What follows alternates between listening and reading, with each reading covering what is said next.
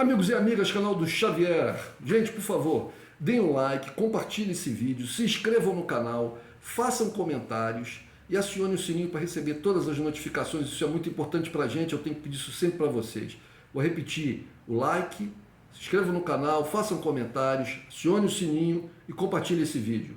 Não necessariamente nessa ordem. Em primeiro lugar, gente, é o like. O like é o mais importante e a inscrição no canal. Se vocês puderem fazer o resto, né?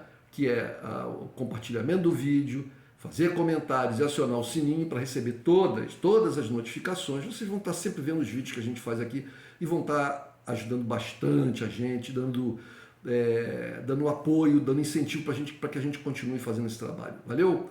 Valeu, obrigado. Hoje eu estou até com a camisa aqui de Portugal, não sei se dá para vocês verem aqui, estou com a camisa de Portugal porque vou falar de novo, como várias vezes já fiz, de Portugal. Sou cidadão português, nascido no Brasil, tenho cidadania brasileira também. Meus antepassados vieram todos praticamente de Portugal. Inclusive eu fiz um teste genético agora, coisa de uns 15 dias atrás, estou esperando o resultado e vão ver todas as minhas origens até lá no passado mais remoto e estou curioso para saber, né, quais são os povos, as etnias que estão diretamente ligadas aí ao meu passado genético. Mas de prima posso dizer que as minhas origens são portuguesas e, portanto, por causa disso tenho cidadania. Bom, gente, o que acontece? Estou lendo uma matéria aqui no Expresso, jornais de Portugal. A gente tem que sempre buscar informação nos meios de comunicação social, né?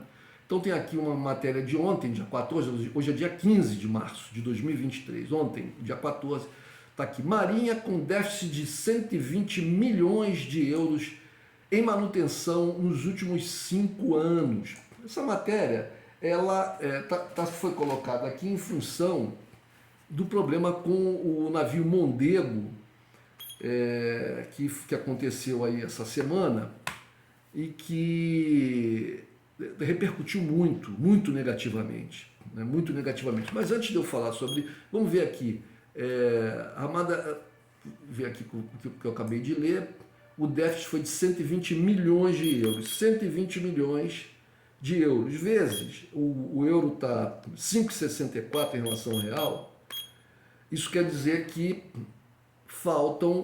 faltaram à Marinha, né? Houve um déficit de 676,8, quase 677 milhões de reais para a Marinha Portuguesa fazer manutenção dos seus navios, segundo a matéria do jornal Expresso.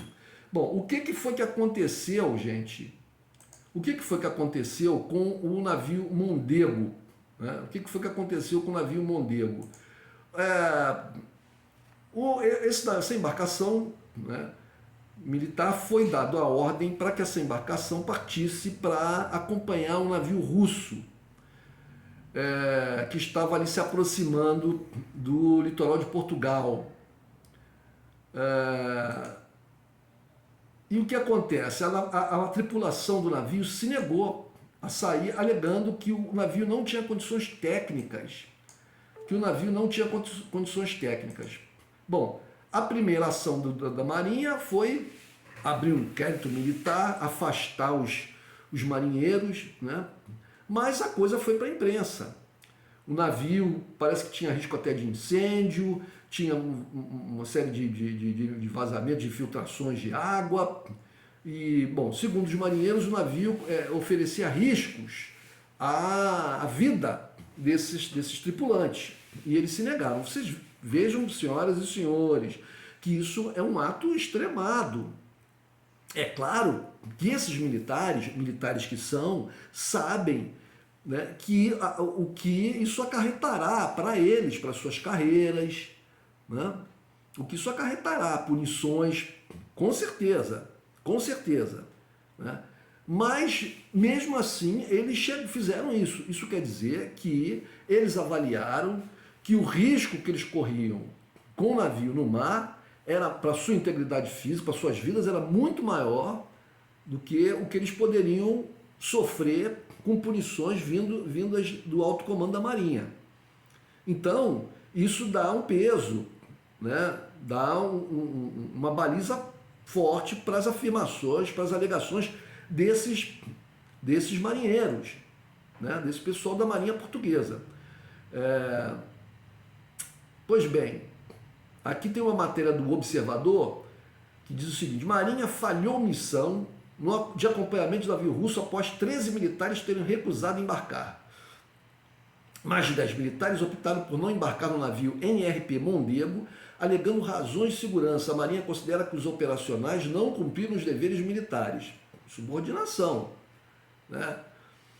Então eles sabem que o que eles estavam fazendo era o que eles fizeram, sabiam que o que eles estavam fazendo e agora o que eles fizeram é causa para uma retaliação da Marinha. Mas mesmo assim eles mantiveram, né, a sua decisão. Isso por quê? Porque avaliaram que o risco deles era muito grande, possivelmente, né, possivelmente. O NRP Mondego não cumpriu uma missão de acompanhamento de um navio russo a norte da ilha de Porto Santo, na Madeira, após 13 militares terem recusado no sábado à noite embarcar por razões de segurança. Esta ação levou a Marinha a considerar que os 3 operacionais não cumpriram seus deveres, usurparam funções, competências e responsabilidades não inerentes aos postos e cargos respectivos. Esses fatos não estão a ser apurados em detalhe. Segundo estes 13 militares, o próprio comandante da NRP Mondego assumiu perante a guarnição que não se sentia confortável em largar com as limitações técnicas. Pois bem, então, essa matéria, outra que eu acabei de ler, que a Marinha tem um déficit de 120 milhões em manutenção nos últimos 5 anos, matéria já do Expresso, de certa maneira, vem justificar, ou pelo menos explicar, o que aconteceu no navio Mondego. A Armada, vou continuar a matéria aqui, a Armada estimava as necessidades de manutenção dos navios em 23,8 milhões de euros por ano. 23,8 milhões, 23,8 vezes 5 dá lá 119, fazendo os devidos acertos, chegamos àquele valor de 120 e poucos milhões. A falta de verbas para as reparações terá contribuído para a insubordinação deste sábado no navio Patrulha Mondego. O ex-SEMA Macieira Fragoso diz que a indisciplina é intolerável, mas também aponta para os problemas de orçamento. Gente, não é mole não, né? Não é mole não. Ele é aquele negócio, né? Tem que se manter a disciplina. Pero, né? E agora, por que está acontecendo isso? O que está acontecendo exatamente com a Marinha? O governo não está dando, está faltando dinheiro para o governo português para manter a sua armada? O que está acontecendo, né? É estranho. Vamos tentar entender isso aqui exatamente, né? O almirante Gouveia Melo, numa outra matéria aqui do Público, na manhã de segunda-feira, menos de 48 horas após a recusa de largar, né, ele disse que os marinheiros iriam ser substituídos, né, após terem recusado, na noite de sábado, acompanhar um navio russo no Atlântico. Veja, é outra coisa, né? Portugal está em guerra com a Rússia? Portugal está em guerra com a Rússia? Alguns vão dizer, claro, porque a Europa está em guerra com a Rússia. A Europa está em guerra com a Rússia, não é a Ucrânia que está em guerra com a Rússia? A Ucrânia está em guerra com a Rússia e a Europa. A Ucrânia não faz parte da União Europeia, né? A Ucrânia não faz parte da NATO. A Ucrânia era, até pouco tempo atrás, né, acusada como sendo um país extremamente corrupto, não era entendida exatamente como uma coisa assim da Europa. Claro, fica ali no continente europeu, né? São brancos do continente europeu. Mas não era. Quando se falava em Europa, não se falava da Ucrânia.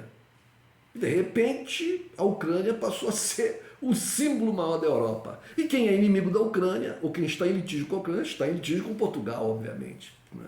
Mesmo que isso não seja do menor interesse estratégico, econômico, militar, social, científico, tecnológico, industrial, etc., comercial de Portugal. Porque, na verdade, o que importa é a ideologia.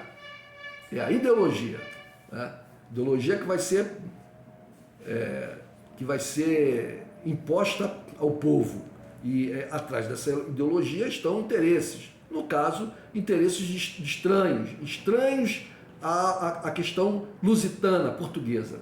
Vamos chegar lá. Pois então,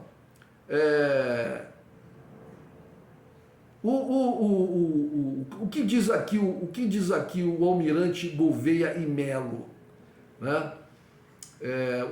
Que informa, inclusive, que os tais 13 marinheiros já estão sendo ouvidos pela justiça, pela polícia judiciária militar, né? É claro que a corda, como eu falei, a corda vai arrebentar do lado deles. Eles tinham consciência disso, eles sabiam que estavam tomando uma decisão que ia impactar profundamente as suas vidas, profissional principalmente, mas em todos os outros aspectos, né? Que poderia arredondar até numa expulsão da Marinha, insubordinação, né? A gente sabe que no meio militar a questão da hierarquia, do cumprimento de ordens é coisa imprescindível, né?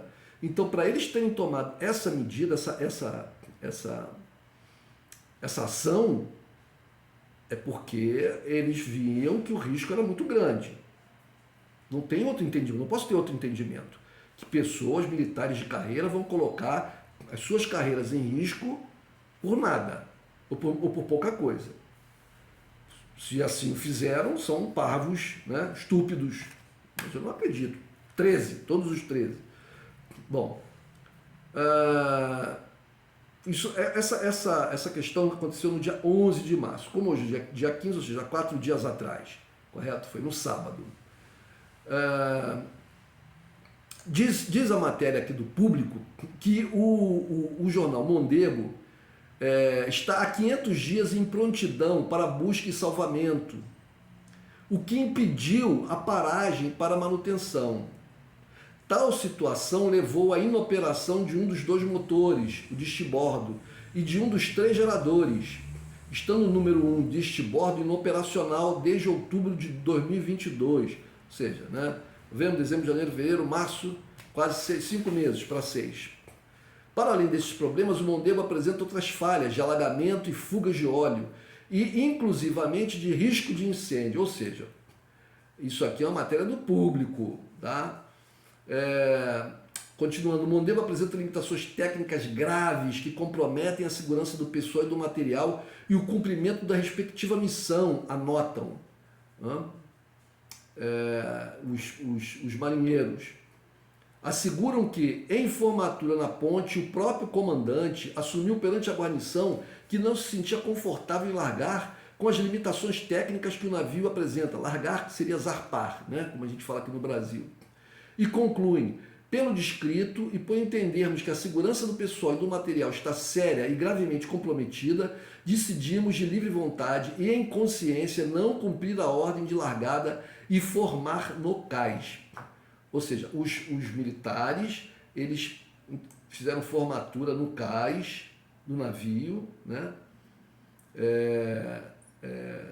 E se negaram a cumprir. Tipo, se apresentaram ao serviço, não abandonaram o serviço, se apresentaram, fizeram formação militar ali, né, em prontidão, mas disseram assim, olha, não há condições de a gente zarpar.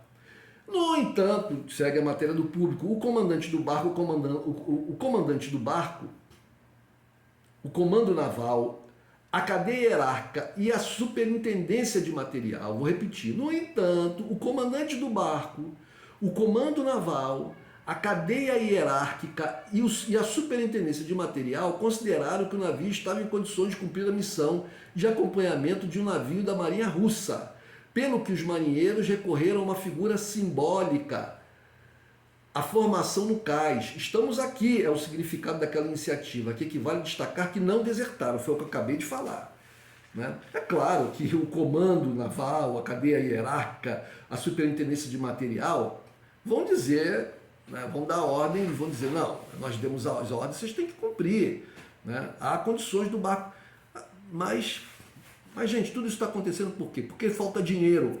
Agora, por que falta dinheiro? Por que falta dinheiro para a manutenção dos barcos da Marinha Portuguesa? Portugal está sem dinheiro? O governo português está sem dinheiro? Ora, como assim? Vamos ver aqui uma outra matéria. Eu vou ver aqui com vocês uma outra matéria mais antiga, que diz o seguinte, uma matéria aqui do site portugal.gov.pt, ou seja, um site oficial do governo português. Essa matéria é de 21 de maio de 2022 e diz o seguinte: Portugal concede apoio financeiro de 250 milhões de euros à Ucrânia. Vamos lá, 250 milhões de euros, fazendo isso para os brasileiros entenderem. 250 milhões vezes, o euro está 5,64 a cotação de hoje, isso quer dizer que é 1 bilhão 410 milhões de reais. 1 bilhão 410 milhões de reais. Esse é o valor que o Portugal, um país de 10 milhões de habitantes, com sérios problemas de falta de recursos para fazer a manutenção da sua própria marinha de guerra, com problemas de desemprego, com problemas de falta de médico, problemas de falta que aparece na mídia todo dia, falta de médico, né? O Serviço de Saúde de Portugal está enfrentando uma crise grave por falta de pessoal, salários muito baixos, né? Com professores, problemas com professores, problemas em todas as áreas. Todas as áreas há problema. No entanto, Portugal e Ucrânia assinam um acordo para a concessão de apoio financeiro de 250 milhões de euros, respondendo ao pedido do governo ucraniano, no final de uma reunião de trabalho do primeiro-ministro português Antônio Costa com o primeiro-ministro ucraniano Denis Shmyhal, em Kiev. Formalizamos este importante compromisso através da assinatura de um acordo de cooperação financeira, disse Antônio Costa, referindo que 100 milhões serão transferidos ao longo deste ano, ou seja, de 2022, através de uma conta da Ucrânia no Fundo Monetário Internacional ou por outros canais que a União Europeia vem abrir para o financiamento direto, e 150 milhões de euros serão transferidos para o Estado ucraniano ao longo dos 3 próximos anos. Tá? Então, 2022 já deram os 50, 2023 vão dar mais os 50, faltam mais 50 milhões, talvez em 2024, não sei. Mas de onde Portugal tirou esses 250 milhões de euros? Ou, como aqui em reais, de onde Portugal tirou esses 1 bilhão 410 milhões de reais? Será que foi da manutenção dos navios da Marinha Portuguesa? Será que foi do contrato, da contratação de médicos e professores? Isso lembra o que políticos de outros estados, da Alemanha, por exemplo, têm dito, quando se pergunta a eles de onde virá o dinheiro, né, para o esforço de guerra que a Europa está empenhada contra a Rússia. De onde se tira lá o dinheiro? Eles falam, não importa. O que importa é que nós estamos em guerra, precisamos de dinheiro. Então, gente, não há mágica. O orçamento público dos estados é um só.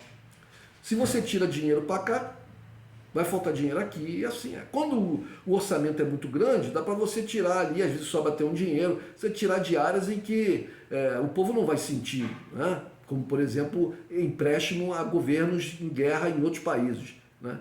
Mas quando o orçamento está muito ali apertado, qualquer dinheirinho tirado vai fazer falta em algum lugar. E é isso que está acontecendo em Portugal. Bom, com a palavra, o governo português. Será que é realmente mais importante para o governo, para o país, para o povo português, ter uma marinha com seus navios canibalizados, sem manutenção, depredados, danificados, colocando em risco a sua tripulação e a segurança do país, né? Será que é válido faltarem médicos e professores nos hospitais e nas escolas, mas é mais importante emprestar dinheiro para um país estrangeiro em guerra? Porque vejam, gente, não são só esses 250 milhões de euros, não. Portugal já fez várias outras, Portugal já fez muitas outras ajudas, já concedeu outras ajudas. Lembre-se, por exemplo, dos helicópteros Kamov, que depois eu nunca mais ouvi falar, né? Eram, parece que 6 helicópteros que foram dados para a Ucrânia. Helicópteros que eram utilizados, parece que um não estava operacional, mas os outros estavam e eram utilizados para, por exemplo, apagar incêndios e outras, né, podiam ser utilizados na defesa civil, no corpo de bombeiros, etc. mas foram cedidos para a Ucrânia. Qual é o valor desses 6 helicópteros Kamov? Eu nem sei, eu vou até pesquisar aqui. Quanto custa um helicóptero Kamov? Vamos dizer assim, helicóptero Kamov. Helicóptero Kamov. Kamov, preço. Vamos lá, gente. Desculpe aqui a lerdeza que... Cada unidade desta aeronave custa em média 16 milhões de dólares. Pô, 16 milhões vezes 5, 80 milhões de dólares vezes 5, 400 milhões de reais. Como foi o financiamento de mais 1 bilhão 410, já temos aí 1 bilhão 810 milhões de reais. Só entre o financiamento que o Estado português fez lá em 2022, em maio, e mais os helicópteros Kamov. Mas parece que não se reduz a isso, não. Né? Não se reduz a isso. Existem outras ajudas de Portugal. Portugal já cedeu para a Ucrânia outras coisas também, além do helicóptero. Né? Eu estou com a matéria aqui. Com a matéria aqui do helicóptero, vou ler para vocês um pouquinho para a gente entender. Portugal vai enviar para a Ucrânia 6 helicópteros Kamov de combate a incêndios, atualmente sem licença para operar, por serem de origem russa, e um dos quais inoperacional. Ou seja, os helicópteros foram estacionados, né, e foram impedidos de serem utilizados porque, com a questão das sanções, olha só o prejuízo do Estado português e dos portugueses. Com a questão das sanções impostas pelos Estados Unidos, né, e seguidas pela União Europeia, não havia como Portugal utilizar os helicópteros por uma série de questões de licenciamento e até da própria manutenção de peças, etc. e tal, e de pessoal especializado que possivelmente viria da Rússia. Mas isso tudo foi estagnado, foi paralisado por causa das questões das sanções. Né? A pedido da Ucrânia, em articulação com o Ministério da Administração Interna, vamos disponibilizar à Ucrânia a nossa frota de helicópteros Kamov, que, em virtude do cenário atual, das sanções impostas à Rússia, acabei de falar, deixamos de poder operar. Aliás, não tem os seus certificados de aeronavegabilidade e nem sequer poderemos repará-los. Podiam ter dado para o Brasil. Né? O governo brasileiro podia ter pedido esses helicópteros e serem utilizados aqui para muita coisa, muita coisa. Vamos ver aqui.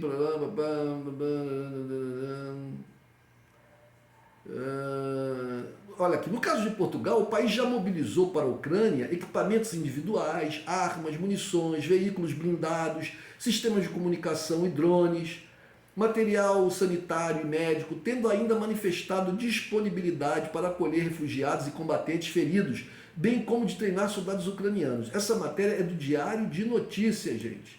Essa matéria é do Diário de Notícias e a data dessa matéria é 13 de outubro de 2022. Então a gente pode arredondar esses 1 bilhão 810 milhões de reais para algo em torno de 2 bilhões de reais.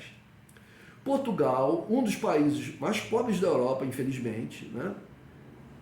Um dos países mais pobres da Europa, com sérios problemas atuais de desemprego, de falta de pessoal nas instalações do serviço público, dos serviços públicos mais requisitados pela população, que são saúde e educação, possivelmente também no campo do policiamento, né? Agora tendo problemas, inclusive, com a sua defesa militar, com as suas forças armadas, por falta de dinheiro. E, enquanto isso, mandam dinheiro para a Ucrânia, que está indo por ralo, sendo desviado, com corrupção na Ucrânia e com uma luta perdida. Apesar de toda a propaganda que todo santo dia, na mídia toda, é assim no Brasil, muito mais na Europa, com certeza, só falam do heroísmo da Ucrânia, de como o batalhão da Ucrânia tal venceu o batalhão não sei que russo, como os ucranianos derrotaram numa guerra, numa batalha de tanques, os russos, sei que. Apesar de tudo isso, o que a gente vê é mais de 20% do território ucraniano ocupado, né? A população ucraniana vivendo na miséria, milhões desalojados, milhões fugidos da Ucrânia, um país com uma dívida monstruosa, o sistema de energia elétrica, as pessoas na Ucrânia Hoje tem luz, amanhã não tem, outro dia não tá, no seguinte não tem também, a água potável não tem, as pessoas vivendo no subsolo e tal. E tudo isso para quê, gente? Para quê? Para nada, para nada, para nada. Poderia ter sido feito um acordo lá atrás, mas esse maldito desse Zelensky, né? Os ucranianos com o mínimo de inteligência vão lamentar, né, pelo resto das suas vidas terem colocado esse Zelensky na presidência. Né? E esse Zelensky que é aí inflado pelo Ocidente, pela Europa e pelos Estados Unidos como um herói, é na verdade o grande destruidor da Ucrânia, porque bastava ele ter se comprometido a não entrar para a OTAN, e bastava ele ter dado autonomia lá para as regiões de Lugansk e Donetsk, né? E ter se contentado com a perda da Crimeia, porque a Crimeia nunca foi da Ucrânia, a Crimeia é a maioria russa, base militar russa, entendeu? Então é isso, nada disso teria acontecido. Os ucranianos não teriam sua vida virada de ponta cabeça, os ucranianos não teriam sido mortos, os ucranianos não estariam aleijados, os ucranianos não estariam aí viúvos, não teriam perdido seus filhos, seus pais, sabe, seus irmãos, né, sua vida. Mas não é isso que os europeus, subordinados aos interesses americanos, entendem. E Portugal segue nessa linha. Portugueses, acordem. Eu bati palmas quando o governo socialista ganhou as eleições, porque existia um risco muito grande desse mais maldito ainda, que é André Ventura e esse partido Chega, essa Iniciativa Liberal, esse partido de direita, né? De extrema direita. Mas o governo socialista de André Ventura, o governo socialista de Antônio Costa é alinhadíssimo a essa submissão que a Europa toda está se submetendo, né, em relação aos Estados Unidos, em relação aos interesses norte-americanos. E estão se arrasando, infelizmente. É triste, gente, é triste. Um abraço.